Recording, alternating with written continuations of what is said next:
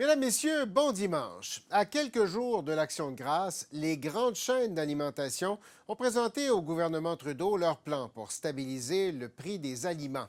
Le gouvernement estime que cela permettra de brider la hausse de certains produits et de réduire le coût de plusieurs aliments clés.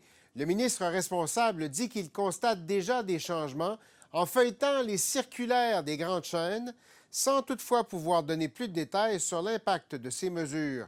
Les partis d'opposition, eux, demeurent sceptiques et estiment que le gouvernement devrait en faire plus pour aider les Canadiens. On voit aujourd'hui rien d'autre qu'une autre photo-op. Mais les Canadiens ne peuvent pas manger des photo-op, Monsieur le Président. Ils ont besoin de la dinde. Je suggère aux Canadiens d'acheter des dindes à 120 $. Ben, j'ai des nouvelles pour lui. J'en ai trouvé une Butterball à 30 $, Monsieur le Président, que je pense que je peux livrer à sa résidence officielle. C'est clair que ce ministre est le dindon de la farce.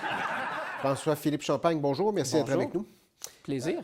Vous avez annoncé la semaine dernière les premiers éléments de votre programme ou des démarches que vous avez entreprises pour faire baisser ou stabiliser les prix. Stabiliser les prix. Oui, appelons ça stabiliser. Quand est-ce que les Canadiens vont voir une différence sur leur facture d'épicerie? Bien, je pense que ça a commencé dans les derniers jours. On va voir ça aussi au niveau des prochaines semaines, des prochains mois. Il faut comprendre, tout le monde, que c'est une première étape. Hein? Les gens savent, on ne peut pas faire de miracle, mais les gens s'attendent à ce qu'on fasse quelque chose.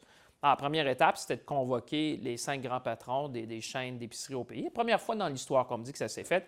Puis surtout d'exprimer la frustration de millions de Canadiens et Canadiennes. Alors, un peu sur le tard quand même. Hein? Ça aurait pu... Ben, c'est pas comme si ça a commencé hier, l'impact. Les gens avaient de la difficulté avec la facture on peut d'épicerie il y a toujours quelques faire mois. plus vite, j'en conviens, mais je pense que c'était quand même un moment où c'était important d'envoyer un signal très fort. On leur a donné un objectif clair, stabiliser les prix. Là, ce qu'on a présenté la semaine dernière, c'est un plan en 5 étapes. D'abord, on a les engagements des grands épiciers, différentes mesures. On parle de gel de prix, on parle de panier d'épicerie réduit, on parle de la politique de meilleur prix. Parce que l'idée derrière ça, là, M. Thibault, pour que les gens qui sont à la maison comprennent, c'était de donner un objectif, mais après ça, de les laisser faire les uns les autres, parce que la concurrence, c'est la meilleure façon de stabiliser les prix. Ensuite de ça, vous avez vu, on a dit on va faire un bureau de la consommation, c'est-à-dire s'assurer que ce qu'ils nous ont dit, ils vont le faire. On va mettre en évidence ce qu'on voit qui serait problématique pour les consommateurs. Mais là, les mesures que vous proposent les épiciers pour dire on va garantir un panier, on va stabiliser des prix. J'y vais à l'épicerie à toutes les semaines. C'est déjà des mesures qui existent. Il y a déjà des prix planchers sur certains éléments. Il y a des prix spéciaux pour des éléments de consommation plus réguliers. Qu'est-ce qui est différent? Bien, tant mieux. Alors, ce qu'on leur a demandé, c'est de faire plus pour une plus longue période et d'avoir aussi un cadre plus large. Vous comprenez, ce qui est intéressant derrière ça, c'est que chacun va essayer de faire mieux. Parce que moi, je leur ai dit, c'est votre opportunité, parlant des épiciers. Là, les clients, les clientes vont regarder ça. Tout le monde se regarde un peu en disant, bien, si vous faites quelque chose, les autres vont suivre aussi pour vous le faire. misez sur la compétition beaucoup. Si vous regardez, moi, j'ai beaucoup regardé ce qui s'est fait en France avec Carrefour, ce qui s'est fait en Angleterre avec Waitrose. La meilleure façon de stabiliser les prix, c'est vraiment la concurrence, parce que c'est là où, vous savez, ces gens-là, au-delà de ce que nous, on peut faire, c'est qu'ils sont en compétition pour votre panier d'épicerie puis le mien. Moi aussi, je fais l'épicerie chez nous tous les samedis. Puis je pense que ce qu'on a fait, là, M. Thibault, on a brassé l'arbre. Je pense que ça faisait longtemps que les gens qui nous écoutent disaient « On peut-tu brasser cet arbre-là pour qu'on voit des résultats? » Et là, on a brassé l'arbre. C'est une première, mais on va suivre ça parce que moi, j'ai dit ça, c'est le chapitre 1. Là. On va continuer de les suivre, puis si ça ne fait pas, on va prendre d'autres mesures. Les petits épiciers, oui. Les petits magasins, les indépendants, qui vous ont dit, nous, on est pris là-dedans parce qu'on est coincé entre les gros et on n'a pas beaucoup de marge de manœuvre. Ils jouent quel rôle là-dedans? On les a écoutés. Vous avez raison. Il y a 6900. J'ai rencontré l'association on pourrait dire des petits épiciers. On les appelle les épiciers indépendants. 6900 à travers le pays. Ils nous ont dit 2-3 choses. D'abord, ils nous ont dit, Monsieur le ministre, continuez à pousser pour le fameux code de conduite sur l'épicerie. Parce que ça fait une différence pour eux. Affaires. Oui, ça fait une différence pour eux. Deuxième chose qu'ils nous ont dit, vous avez vu que dans les 5 mesures qu'on propose, il y en a une, c'est d'avoir plus de données. C'est-à-dire que là, on va commencer à colliger des données sur les prix dans la chaîne d'approvisionnement. Une chose qu'on ne faisait pas au Canada, mais qu'ils faisaient aux États-Unis. Ça, ils nous ont dit ça va nous aider parce que quand on va négocier maintenant avec les grandes chaînes, on va avoir plus d'informations qu'on n'a pas aujourd'hui.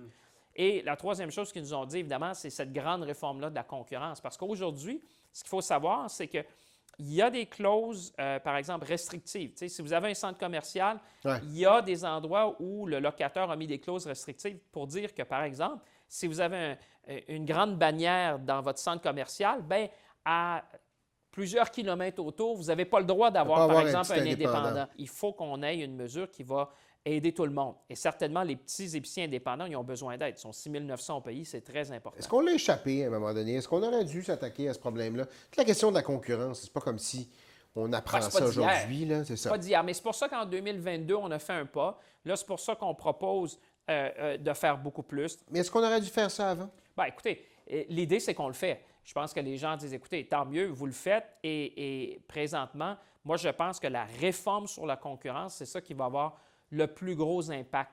Parce qu'à la fin, c'est ça qu'on a besoin chez nous. On a besoin de plus de concurrence. Et pas juste dans le secteur de l'alimentation, M. Thibault. C'est dans plusieurs secteurs de l'économie canadienne. Pour les gens à la maison, bon, là, évidemment, on s'en va vers la période des fêtes, tranquillement, pas vite. Les factures de l'épicerie vont s'en faire. Les gens vont regarder attentivement la facture. Vous, dans votre tête, là, un succès, c'est quoi?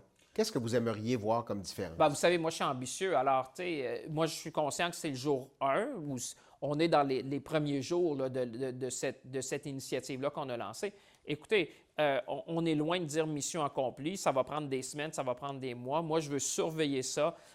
Tant qu'on n'aura pas stabilisé les prix... OK, mais c'est stabilisé. On va stabiliser, c'est tout, là. Ça ira pas en baissant, ça ira écoutez, ça c'est la concurrence qui va faire jouer sur les prix parce que c'est ça qui est intéressant.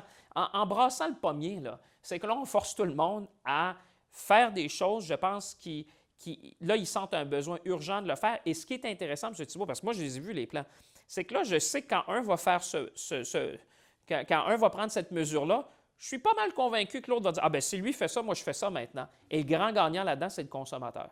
Alors, moi, je ne m'arrête pas. Et s'il faut prendre d'autres mesures, on va les prendre. À tous les jours, il faut se battre. Et c'est ce que je vais faire. C'est quoi le marqueur pour vous, pour décider que vous sortez le bâton? Bien, on va suivre ça dans les prochaines semaines, les prochains mois. Moi, je pense, parce que je suis encouragé quand même. De ce que je vois, là, ça s'en va dans la bonne direction. Mais évidemment, il faut toujours continuer à pousser, puis on sera toujours prêt à prendre des mesures appropriées. S'il faut sortir, comme vous avez dit, des mesures de taxation. Mais à la maison, les consommateurs, pour l'instant, qui regardent leur facture d'épicerie, ne doivent pas s'attendre à la voir baisser. Au mieux, Je elle pense va que se vous allez voir, stabiliser. vous allez voir des choses intéressantes. Et la force, là, c'est les 40 millions de personnes. Parce que les 40 millions, on peut décider demain matin si cette bannière-là nous offre plus de valeur pour nos dollars, bien, on va s'en aller là. Et c'est là, la force, ça nous appartient, c'est nous qui allons décider à la fin où on va mettre nos dollars. François-Philippe Champagne, merci beaucoup. Merci de m'avoir accueilli.